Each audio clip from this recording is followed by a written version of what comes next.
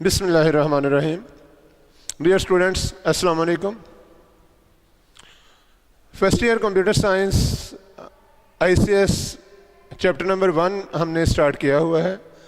My name is Waseem Baig and I am from DPSC Faisalabad.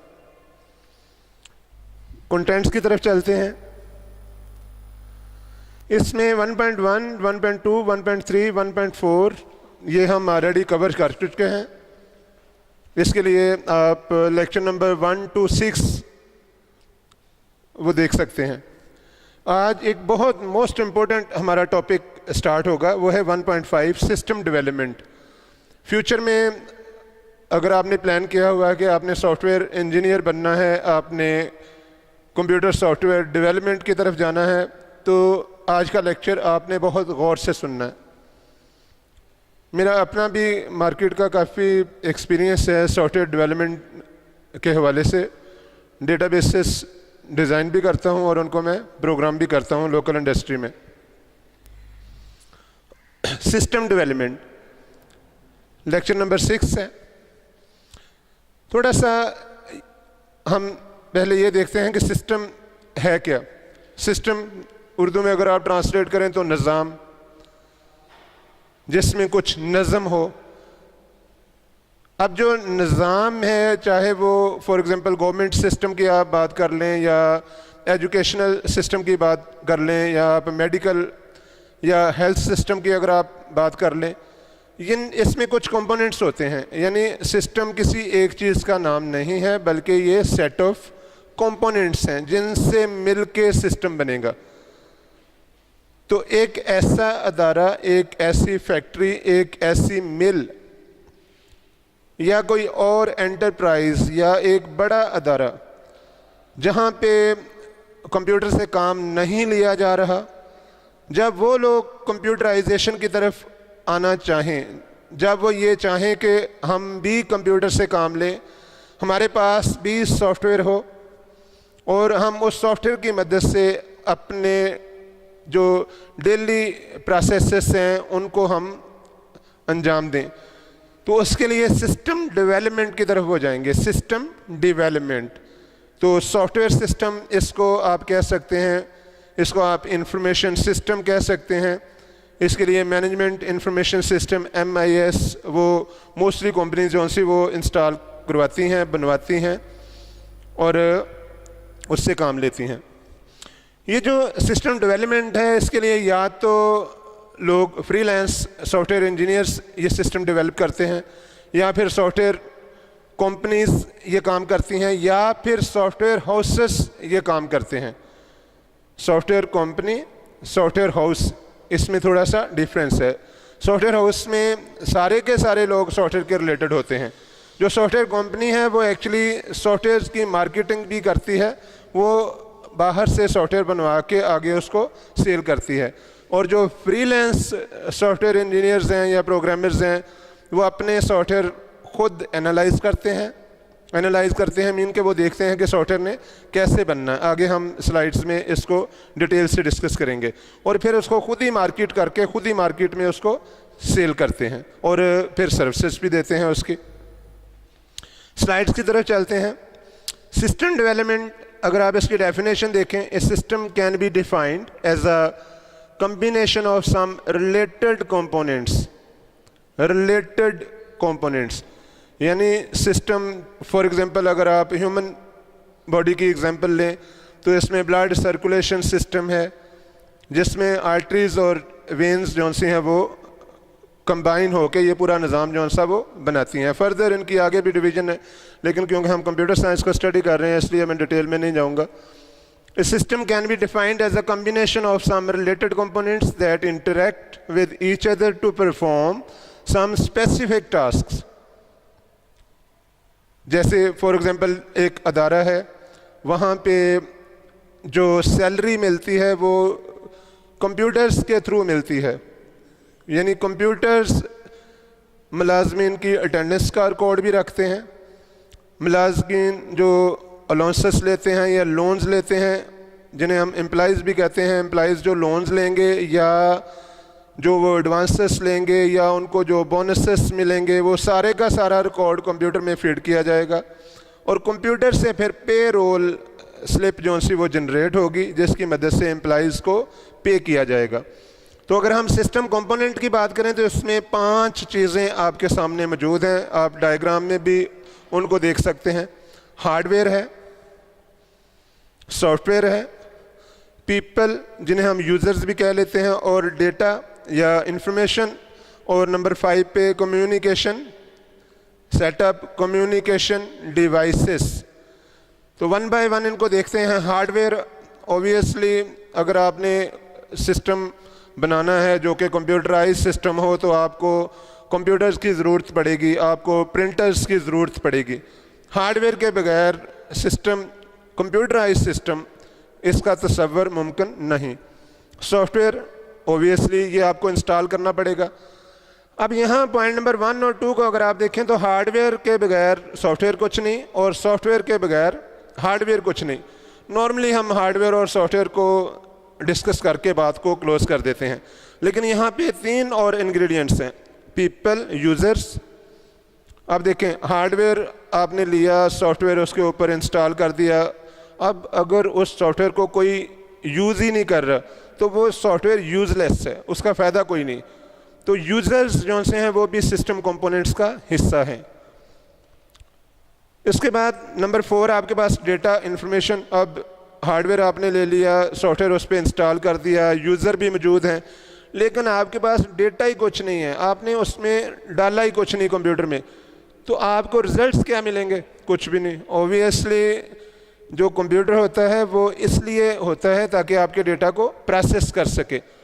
तो अगर आपके पास डेटा ही नहीं है तो प्रोसेस क्या होना? तो 4th जो कंपोनेंट है डेटा, ये बहुत ज़रूरी है। सभी के सभी 5 कंपोनेंट्स की अपनी अपनी अहमियत है। Number 5 communication setup. अब देखें, सिस्टम पे आपने सॉफ्टवेयर इंस्टॉल किया, यूज़र्स ने डेटा भी फीड कर दिया, वो डेटा प्रोसेस भी हो गया। अब उस डेटा की कम्युनिकेशन, जहाँ जहाँ पे वो डेटा चाहिए वहाँ वहाँ पे आपने वो डेटा पहुँचाना है। फॉर एग्ज़ाम्पल यूट्यूब जौन सी है या गूगल है, वो कैलिफोर्निया USA में बैठ के वो डेटा फीड कर रहे हैं थ्रू कम्युनिकेशन चैनल्स, सैटेलाइट्स के थ्रू या फाइबर ऑप्टिक लिंक के थ्रू। ये जो टर्म्स मैंने यूज़ की हैं, सैटेलाइट्स और फाइबर ऑप्टिक चैनल्स, इनको हम यूनिट नंबर 2 में स्टडी करेंगे जब हम नेटवर्क्स की बात करेंगे, कंप्यूटर नेटवर्क्स की बात करेंगे। तो 5 कंपोनेंट्स आपके सामने हैं। Number 1 hardware, number 2 software, number 3 people, users, number 4 data information, और नंबर 5 कम्युनिकेशन सेटअप। इनके बारे में कोई मज़ीद आपने क्वेश्चन पूछना हो तो आप नीचे कमेंट कर सकते हैं या एंड पे मेरा नंबर आएगा, उस पर आप व्हाट्सएप कर सकते हैं। इंशाल्लाह मैं आपको इसका तसल्ली बख्श रिप्लाई कर दूंगा। SDLC एक टर्म आपके सामने है, SDLC system development life cycle. System development life cycle, थोड़ा सा इसको रफ सा अंडरस्टैंड करने की कोशिश करें। एक कंपनी है XYZ, उसने आपको सॉफ्टवेयर बनवाने के लिए बुलाया, उन्होंने अपनी रिक्वायरमेंट्स दी, आपने उनको सॉफ्टवेयर बना दिया, उन्होंने सॉफ्टवेयर को यूज़ किया और फिर यूज़ करते ही चले गए। 1, 2, 5, 7, 10 साल वो सॉफ्टवेयर को यूज़ करते चले गए और उसके बाद एक वक्त आया कि उस सॉफ्टवेयर को हमें इवॉल्व करना पड़ा, हमें उसको आगे लेके जाना पड़ा। या तो हमने उसको डीकमीशन कर दिया, जिसे हम रिटायरमेंट भी कहते हैं, या हमने उसको इन्हेंस कर दिया। तो ये सारी की सारी फेजेस, जिस तरीके से इंसान जौन सा है उसका लाइफ का एक साइकिल है कि बच्चा पैदा होता है, उसके बाद 3-4 साल में उसको स्कूल भेज देते हैं, फिर वो कॉलेज जाता है, फिर वो यूनिवर्सिटी जाता है, फिर वो मार्केट में जाता है। ऐसा ऐसा ऐसा उसकी एज बढ़ती जाती है, कमज़ोर होता जाता है और एक दिन वो अल्लाह को प्यारा हो जाता है। सेम लाइक जो सिस्टम डेवलपमेंट लाइफ साइकिल है, इसमें हम हर उस चीज़ को स्टडी करेंगे, वो चीज़ जहाँ जहाँ से सॉफ्टवेयर बनना शुरू होता है, जहाँ जहाँ से सॉफ्टवेयर को मसाइल आते हैं, जहाँ जहाँ पे सॉफ्टवेयर की डिज़ाइनिंग का काम स्टार्ट होता है, उसकी टेस्टिंग का काम स्टार्ट होता है, और उसके बाद उसकी डिप्लॉयमेंट, यानी हम मुतल्लिका कंपनी को वो दे देते हैं सॉफ्टवेयर, वो कंपनी उसको यूज़ करती है, वो प्रॉब्लम्स रिपोर्ट करती है, उन प्रॉब्लम्स को हम एड्रेस करते हैं, ठीक करते हैं, और उसके बाद वो सॉफ्टवेयर चलता रहता है, हम अपडेट्स देते जाते हैं, और software with passage of time बढ़ता जाता है, बड़ा होता जाता है। तो number 1 system development life cycle का पॉइंट नंबर 1 है प्रिलिमिनरी इन्वेस्टिगेशंस। प्रिलिमिनरी इन्वेस्टिगेशन, पहले, सबसे पहली बात जो सॉफ्टवेयर के मुतालिक की जाएगी, सिस्टम आइडेंटिफिकेशन होगी कि सिस्टम है क्या। फॉर एग्जांपल मुझे कॉल आती है XYZ, वो कहता है जी मेरा नाम अहमद है और मैं एक सॉफ्टवेयर बनवाना चाहता हूँ। ये इतना जो अभी तक मैंने कहा ना कि एक शख्स ने मुझे कहा कि मैं एक सॉफ्टवेयर बनवाना चाहता हूँ, इसे हम कहते हैं यूज़र रिक्वेस्ट। यूज़र रिक्वेस्ट यानी यूज़र ने रिक्वेस्ट की कि मुझे सॉफ्टवेयर चाहिए। मैं आगे से उससे पूछता हूँ कि आप किस चीज़ का सॉफ्टवेयर बनवाना चाहते हैं, आप क्या प्रोसेस कंप्यूटराइज करवाना चाहते हैं, क्या वो केमिकल का कोई सिस्टम है, क्या वो अकाउंट्स का कोई सिस्टम है, क्या वो स्कूल का कोई सिस्टम है, पेरोल का कोई सिस्टम है, बैंकिंग का कोई सिस्टम है, हॉस्पिटल का कोई सिस्टम है, कौन सा सिस्टम आप बनवाना चाहते हैं। तो वो मुझे बताता है जी कि हमारी एक टेक्सटाइल मिल है, हम कपड़ा प्रिंट करते हैं और हम अपने यहाँ पे कंप्यूटराइज सिस्टम करना चाहते हैं। मैं कहता हूँ कि अब देखें जो टेक्सटाइल मिल है इसमें तो एम्प्लॉइज़ का रिकॉर्ड भी है, इसमें कपड़े का रिकॉर्ड भी है, इसमें प्रिंटेड क्लॉथ का रिकॉर्ड भी है, इसमें पार्टीज़ का रिकॉर्ड भी है, इसमें इंपोर्ट एक्सपोर्ट भी है, इसमें केमिकल का रिकॉर्ड भी है। तो आप कौन सा सिस्टम चाहते हैं। वो कहता है जी हम स्टोर अपना जो सा है उसको कंप्यूटराइज करना चाहते हैं, हम स्टोर को कंप्यूटराइज करना चाहते हैं। सिस्टम आइडेंटिफाई हो गया कि आप वो स्टोर को कंप्यूटराइज करना चाहते हैं। सिस्टम स्कोप, अब मैं उनको कहता हूँ कि स्टोर तो अब देखें ये छोटा सा टॉपिक नहीं है। स्टोर में सिंपल ये भी होता है कि चीज़ें आती हैं जिसे हम परचेज़ कहते हैं, चीज़ें वापस होती हैं जिन्हें हम परचेज़ रिटर्न कहते हैं, जो सामान आया उसको हम इंटरनल डिपार्टमेंट्स में भी इशू करते हैं, उसको हम सेल भी कर देते हैं। तो ये सारी चीज़ें मैं उनके साथ डिस्कस करूँगा, वो मुझे बताएंगे कि इस तरीके से हमने सिस्टम बनवाना है जिसमें सिर्फ परचेजेस हों, परचेज रिटर्न हो, सेल्स हों और सेल रिटर्न हो। तो ये सिस्टम का स्कोप डिफाइन हो गया। ऑलवेज कीप इन माइंड कि जब आपने सॉफ्टवेयर डेवलपमेंट की तरफ जाना है तो क्लाइंट से, यानी वो बंदा जिसका आप सॉफ्टवेयर बना रहे हैं, आपने उससे हर चीज़ डिटेल में डिस्कस कर लेनी है और उसका कॉन्ट्रैक्ट बना लेना है। अगर आप कॉन्ट्रैक्ट नहीं बनाएंगे तो आपका क्लाइंट आपको फंसा लेगा एंड पर। उसने कहा कुछ और होगा लेकिन वो कहेगा कि मैं तो ये भी चाहता हूँ, मैं ये भी चाहता हूँ, मैं ये भी चाहता हूँ, तो फिर आपके लिए प्रॉब्लम हो जाएगी। अल्टरनेट सॉल्यूशंस, अब आपने ये देखना है कि ये जो सॉफ्टवेयर है इसको किस किस तरीके से बनाया जा सकता है और क्या मेथड्स हैं इस प्रॉब्लम के सॉल्यूशन के।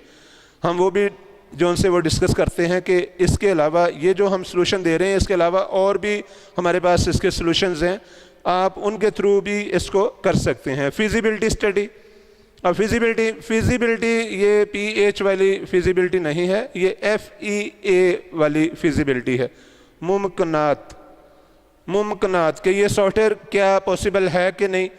जैसे आपको एक क्लाइंट ने कॉल की, वो कहता है कि सॉफ्टवेयर बना दें, आपने कहा जी ओके बना देते हैं, कॉन्ट्रैक्ट हो गया, आपने पूछा ही नहीं, आपने सिस्टम को आइडेंटिफाई किया ही नहीं, आपने फिजिबिलिटी स्टडी की नहीं, और वो जो आपको सॉफ्टवेयर उसने दिया उसके लिए टेक्नोलॉजी अवेलेबल नहीं है, उसके लिए टूल्स अवेलेबल नहीं है, आप तो फंस गए। अब वो कहेगा जी आपने तो कहा था मैं बना दूंगा, तो आपने तो बनाया ही नहीं। फिजिबिलिटी स्टडी में हमने बहुत सारी चीज़ें देखनी होती हैं। फॉर एग्जांपल हमने ये देखना होता है कि ये जो सॉफ्टवेयर है ये गैर कानूनी तो नहीं, इसके सोशल इम्पैक्ट्स क्या होंगे, क्या ये मार्केट में सरवाइव कर सकेगा, क्या इसमें जो टेक्नोलॉजी यूज़ होनी है वो अवेलेबल है कि नहीं। ये सारी चीज़ें हमने फिजिबिलिटी स्टडी में देखनी होती हैं, यानी हमने मुमकिनात देखनी होती हैं कि ये सॉफ्टवेयर बन सकेगा कि नहीं। और इवन कि हमने इसमें पैसे भी देखने होते हैं, बजट भी देखना होता है कि इस सॉफ्टवेयर के लिए कितना बजट चाहिए, पैसे कहाँ कहाँ से आएंगे। इसके अलावा हमने टाइम स्पैन भी देखना होता है। अगर क्लाइंट आपको कह रहा है कि मुझे ये सॉफ्टवेयर 3 मंथ्स में चाहिए और आपके पास स्टाफ नहीं है, तो उस सूरत में फिजिबिलिटी स्टडी आपकी बताएगी कि ये वाला सॉफ्टवेयर 3 नहीं बल्कि 4 या 5 या 6 मंथ्स में डेवलप होगा।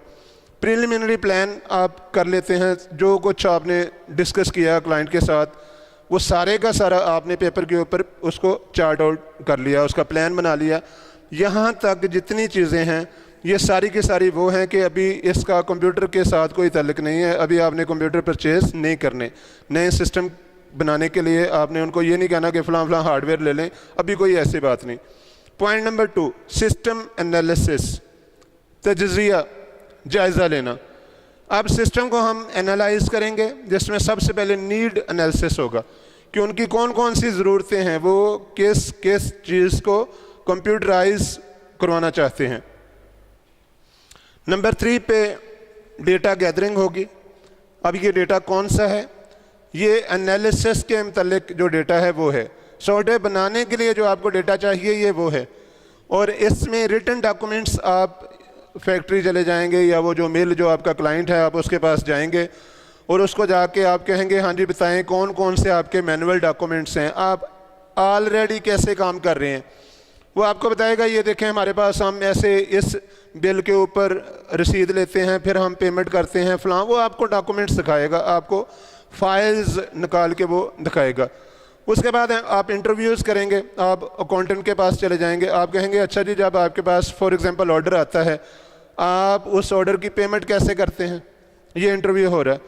आप जो HR मैनेजर है उससे पूछ रहे हैं जी आप अटेंडेंस कैसे लगाते हैं, आप स्टोर कीपर से पूछ रहे हैं जी आप डेटा एंट्री कैसे करते हैं, इशुएंस कैसे करते हैं, चीज़ों को उसकी ग्रेडिंग कैसे करते हैं, चीज़ों को मेजर कैसे करते हैं, कहाँ स्टोर करते हैं, पार्टीज़ को बैलेंसेस कैसे आप देते हैं, रेट नेगोशिएशन कैसे करते हैं, ये चीज़ें इंटरव्यूज़ में आएंगी। इसके अलावा बाज़ दफ़ा ये होता है कि जो कंपनी है उनके पास नंबर ऑफ़ एम्प्लॉइज़ बहुत कम है, वो कहते हैं जी सारा दिन तो ये सॉफ्टवेयर हाउस वाले आगे बैठे रहते हैं या सॉफ्टवेयर इंजीनियर आ जाता है, हमारे एम्प्लॉइज़ का टाइम ज़ाया करता है और हमारे एम्प्लॉइज़ ऑफिस का काम छोड़ के आपको रिप्लाई करते हैं, तो हमारे पास इतना टाइम तो नहीं।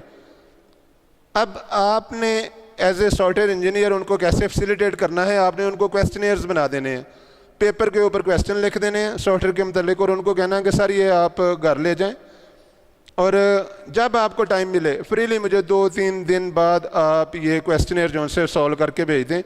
फिर वो आप क्वेश्चनियर सबसे कलेक्ट करके अपने ऑफिस में ले आएँ और वहाँ पे डेटा गैदरिंग जो सी वो कर लें। ऑब्जर्वेशंस, बाज़ दफ़ा ये होगा सिर्फ आप फॉर एग्जांपल HR सिस्टम बना रहे हैं, मैंने 1-2 दफ़ा ऐसे किया कि जब ग्रे क्लॉथ का सिस्टम बनाया तो मैं वहाँ जाके सिर्फ बैठ गया, चेयर के ऊपर बैठ गया और मैंने देखा कि काम कैसे हो रहा है। काम आपको सीखना पड़ता है। कीप इन माइंड कि अगर आप सिस्टम एनालिस्ट बनना चाहते हैं, आप सॉफ्टवेयर इंजीनियर बनना चाहते हैं, तो आपको फील्ड में जाना पड़ेगा। बंद कमरे में बैठ के आप सॉफ्टवेयर इंजीनियर नहीं बन सकते। सैम्पलिंग में क्या होगा, आप डिफरेंट टाइप का डेटा जो सा वो कलेक्ट करेंगे, डिफरेंट लोगों से आप डेटा कलेक्ट करके उसको एनालाइज करेंगे। और एनालिसिस टूल्स होते हैं डिफरेंट टाइप के, जिसमें एक सबसे ज़्यादा यूज़ होने वाला जो टूल है वो है SPSS। ये आप यूज़ कर सकते हैं। SPSS statistical package for social sciences. EView भी है सॉफ्टवेयर, वो भी आप यूज़ कर सकते हैं। नंबर 4 पे डेटा एनालिसिस स्टार्ट होगा। अब जो डेटा आपके पास आ चुका है अब आप उसको एनालाइज करेंगे, डेटा को आप एनालाइज करेंगे और कुछ एक कॉमन पॉइंट पे आने की कोशिश करेंगे कि एक्चुअली सॉफ्टवेयर है क्या, तो इसको आपने किस तरीके से डेवलप करना है, और आप उसकी एनालिसिस रिपोर्ट बना लेंगे। अब एनालिसिस रिपोर्ट जब बन गई तो अब आपके पास एक ब्लैक एंड वाइट डॉक्यूमेंट मौजूद है जिसकी मदद से आप सॉफ्टवेयर को डिज़ाइन कर सकते हैं। सॉफ्टवेयर को आप कर सकते हैं डिज़ाइन। नंबर 6 पे डिज़ाइन प्रोसेस जो सा वो स्टार्ट होगा। इसमें लॉजिकल डिज़ाइन। अब लॉजिकल डिज़ाइन जो सा लॉजिक अक्ल वाला डिज़ाइन सिर्फ पेपर के ऊपर नहीं है, बल्कि ये जहन में है कि सिस्टम कैसा होगा। जैसे आप कहते हैं यार वो मैं शख्स से पहली दफ़ा मिलने जा रहा हूँ, पता नहीं कैसा हो, पता नहीं उसका एटीट्यूड कैसा हो, पता नहीं मेरे साथ कैसा वो बर्ताव करे, लेकिन आप सुनी सुनाई बातों से जो लोगों ने उसके बारे में बताया आप उससे कुछ ना कुछ परसीव कर लेते हैं, कुछ आप एक कॉमन पॉइंट पे पहुंच चुके होते हैं कि वो बंदा ऐसा होगा। तो सॉफ्टवेयर, क्योंकि ये जो लास्ट स्लाइड्स हमारे पास गुजरी हैं, पॉइंट नंबर 1, 2, 3 और 4, इसकी मदद से हम लॉजिकल डिज़ाइन बनाने में कामयाब हो गए कि सॉफ्टवेयर ऐसा होगा। फिर हम जाएंगे फिज़िकल डिज़ाइन की तरफ। अब ये जो डिज़ाइन है ये हम बाकायदा पेपर के ऊपर बनाएंगे। इसके लिए कंप्यूटर सॉफ्टवेयर भी यूज़ होते हैं, जिसमें एक बहुत अच्छा सॉफ्टवेयर है जिसे हम रैशनल रोज़ कहते हैं। रैशनल रोज़ वो यूज़ किया जाता है फिज़िकल डिज़ाइन के लिए, और फिर आप उसकी रिपोर्टिंग कर लेते हैं ताकि क्लाइंट के साथ कम्युनिकेशन जो सी वो पॉसिबल हो।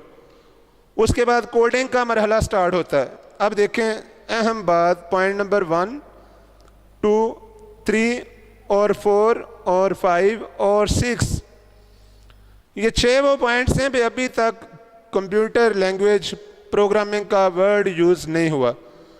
अब काम स्टार्ट होना है कोडिंग का। अब आपको ये डिसाइड करना है कि इस प्रोग्राम को कौन सी लैंग्वेज में बनाना है। उसके लिए आपने C++ यूज़ करनी है, आपने पाइथन यूज़ करनी है, या आपने जावा यूज़ करना है, या आपने ओरेकल डेवलपमेंट की तरफ जाना है, या .NET की तरफ आपने जाना है। ये आपने डिसाइड करना है 6 पॉइंट के बाद, कोडिंग से पहले। अब कोडिंग में क्या होगा कि कोडर्स, सॉफ्टवेयर इंजीनियर्स जिनको लैंग्वेज के ऊपर अबूर हासिल है, वो प्रोग्राम लिखना शुरू कर देंगे। अब जब प्रोग्राम लिखेंगे तो लाजमी तौर पे वो मिस्टेक्स भी करेंगे। जो कोड वो लिखेंगे उसमें एरर्स भी आएंगे। उन एरर्स को टेस्टिंग फेज पे रिमूव किया जाएगा। यानी जो जो मॉड्यूल, जो जो प्रोग्राम का छोटा हिस्सा कोड किया जाएगा, उसको साथ साथ टेस्ट किया जाएगा, देखा जाएगा कि वो सही काम कर रहा है कि नहीं। अगर वो सही काम कर रहा है ओके, अदरवाइज़ दोबारा कोड होगा। और बाज़ दफ़ा हमें वापस डिज़ाइन पे जाना पड़ता है। जब टेस्टिंग होती है तो हमें पता चलता है ये तो रिज़ल्ट वो नहीं है जो हमें चाहिए थे, तो हमें डिज़ाइन पे वापस जाना पड़ता है। बाज़ दफ़ा हम डिज़ाइन पे वापस जाते हैं तो पता चलता है कि ये तो डिज़ाइन ही ठीक नहीं है, और हमें दोबारा एनालिसिस पे जाना पड़ता है। बाज़ दफ़ा हमें उससे भी बैक पे जाना पड़ता है, डेटा गैदरिंग दोबारा करनी पड़ती है, और बाज़ दफ़ा हमें स्टार्ट में जाके सिस्टम आइडेंटिफिकेशन, इन चीज़ों को दोबारा स्टडी करना पड़ता है। तो इसीलिए इसको साइकिल कहा गया। साइकिल कि आप पीछे भी जा सकते हैं, इसमें कोई टेंशन नहीं है। फॉर एग्ज़ाम्पल, इंसान गलती से सीखता है, और अगर आपने मिस्टेक नहीं की या आप कहते हैं मुझसे मिस्टेक होती नहीं है, तो फिर आपको अपने आप को देखना चाहिए, अपने आप को अंडरस्टैंड करना चाहिए कि आपको अपनी गलती का पता नहीं चलता, अदरवाइज़ इंसान गलती ज़रूर करेगा। उसके बाद 9 पॉइंट है इम्प्लीमेंटेशन। आप देखें, डिज़ाइन के बाद कोडिंग हो गई, टेस्टिंग हो गई, प्रोग्राम ओके है। अब आपने उस फैक्ट्री में जाना है और वहाँ पे जाके सॉफ्टवेयर को कर देना इम्प्लीमेंट। इम्प्लीमेंटेशन में डायरेक्ट इम्प्लीमेंटेशन एक टेक्निक है। आप गए, पहले वाले सिस्टम उठाए, पहले वाले सॉफ्टवेयर अनइंस्टॉल किए और नए सॉफ्टवेयर इंस्टॉल कर दिए डायरेक्टली। लेकिन ये बड़ी ख़तरनाक चीज़ है, जहन में रखें। डायरेक्ट इम्प्लीमेंटेशन में आप सॉफ्टवेयर को फेल कर सकते हैं, क्योंकि डायरेक्ट इम्प्लीमेंटेशन में उनका जो चलता काम था वो भी आपने रोक दिया। तो जहन में रखेंगे डायरेक्ट इम्प्लीमेंटेशन आपको बहुत समझ बूझ के साथ करनी पड़ेगी। पैरेलल इम्प्लीमेंटेशन बेस्ट है। इसमें क्या होता है कि उनका पहला सिस्टम भी चल रहा है, साथ में आपने अपने वाला सिस्टम भी दे दिया, वो इसमें भी डेटा फीड कर रहे हैं, उसमें भी कर रहे हैं, रिपोर्टिंग उससे ले रहे हैं जो उनकी प्रोफेशनल रिपोर्टिंग है, और आपके सिस्टम में वो टेस्ट कर रहे हैं कि रिजल्ट सही आ रहे हैं या नहीं। फेज्ड इम्प्लीमेंटेशन है, आपने किसी एक पोर्शन को जो सा वो पहले कर लिया, फिर उसके बाद दूसरा पोर्शन, फिर तीसरा, फिर चौथा, फिर पांचवा, सो ऑन। फेज्ड में आप आगे गए।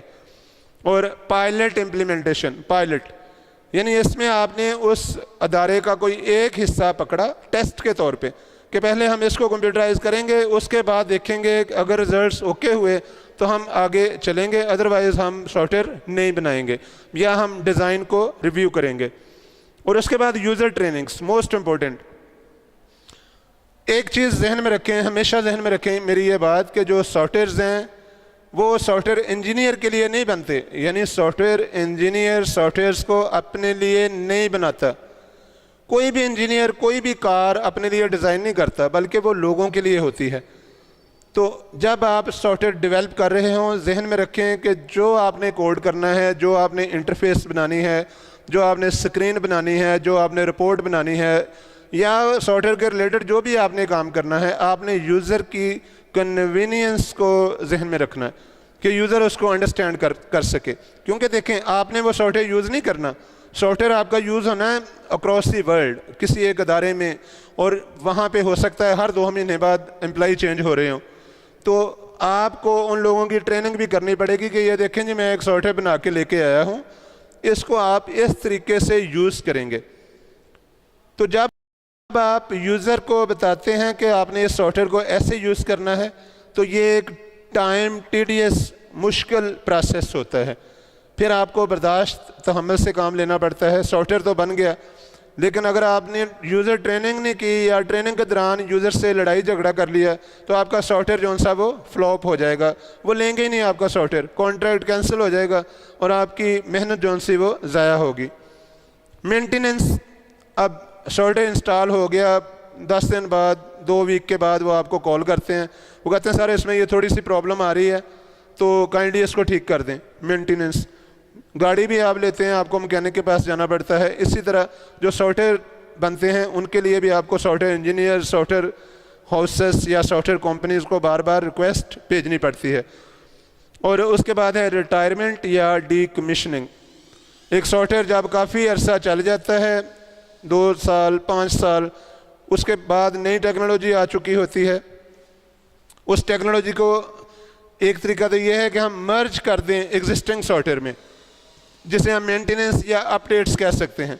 लेकिन बाज़ दफ़ा ये होता है कि टेक्नोलॉजी में इतनी बड़ी चेंज आई होती है कि जो एग्जिस्टिंग सॉफ्टवेयर है वो उसके लिए पॉसिबल नहीं होता कि वो जौन सा वो चल सके।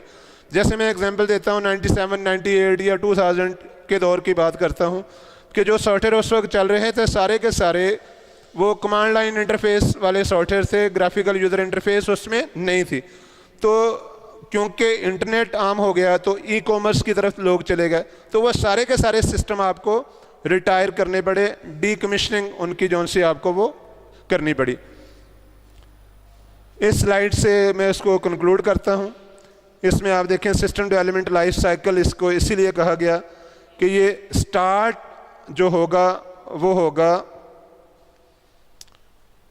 अब देखें एनालिसिस करेंगे आप, एनालिसिस के बाद डिज़ाइन की तरफ आप जाएंगे, डिज़ाइन के बाद इम्प्लीमेंटेशन होगी, टेस्टिंग होगी और एवेल्युएशन होगी। उसकी एवेल्युएशन को पॉइंट नंबर 1 भी आप कह सकते हैं। रिटायरमेंट में ये पॉइंट नंबर लास्ट पॉइंट होगा रिटायरमेंट में।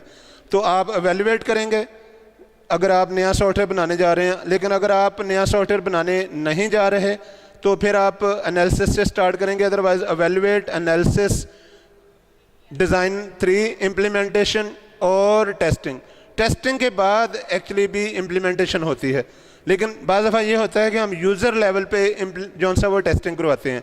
हम सॉफ्टवेयर दे देते हैं, उनको कहते हैं जी आप टेस्ट कर लें, कोई प्रॉब्लम्स होंगे तो आप हमें बता दें। तो अगर बाज़ दफ़ा टेस्टिंग हम डिज़ाइन के बाद कोडिंग और टेस्टिंग यहाँ पे लगा देते हैं, तो ये दोनों स्टेज पे ये ठीक है। इसके लिए आपको जो सॉफ्टवेयर डेवलपमेंट लाइफ साइकिल्स हैं, डिफरेंट प्रोसेसेस हैं, उनको स्टडी करना पड़ेगा। नेक्स्ट लेक्चर हमारा लेक्चर नंबर 7 होगा। चैप्टर नंबर 2 इंशाल्लाह स्टार्ट करेंगे, information networks. 2.1 work group computing, 2.2 email and it's benefits और 2.3 इंटरनेट, इसमें हम जौन सा वो स्टडी करेंगे। मेरा नंबर आपके सामने है स्क्रीन पर, कोई क्वेश्चन हो तो आप कमेंट्स भी कर सकते हैं या आप व्हाट्सएप पे मैसेज कर सकते हैं। थैंक यू ऑल, अल्लाह हाफिज़।